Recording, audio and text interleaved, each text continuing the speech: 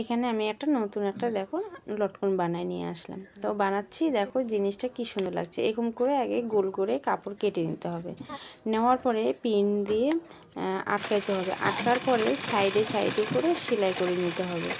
সেলাই করার পরে একটু সাইডে সাইডে কেটে দিতে হবে।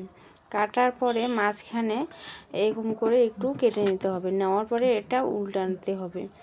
আর আমি জানো, বিশেষ করে আমি দিনের বেলা কোনো ভিডিও করতে পারি না, সময় হয় না। এদিকে আমার বাড়ির কাজ, আর এদিকে ওদিকে আমার গরু টরু আছে, দেখতে হয়। অনেক রকমের সময় এদিক ওদিকে করতেই দিন চলে যায়, আর রাত্রে আমি পাই সময়। তো আমি দেখো এখানে মাঝখানে এটা বসায় দিলাম ফিতাটা। এটা দেওয়ার পরে এখন আমি এটা মাঝখানে সেলাই করে নেব। মেশিনে সেলাই করে নিয়ে আবার হাতে আবার সুই সুতো দিয়ে করতে হবে। তা সুই সুতোর মধ্যে দেখো আমি একটু সুই সুতো নিয়ে এটা একটা সেলাই করে নেব। নেওয়ার পরে এখন একটু ভালো করে গিট দিয়ে নেব। গিট দেওয়ার পরে ভালো করে একটু গিট দিতে হবে, যদি গিটটা না খুলে সেইভাবেই দিতে হবে গিটটা। দেওয়ার পরে দেখো এখন আমি ভাঁজ করে দিচ্ছি। দেখো এখন কত সুন্দর, একদম সোজা, একদম কোনো মতো নেই, কোনো খাটনি নেই। আর হয়ে গেল আমার কমপ্লিট।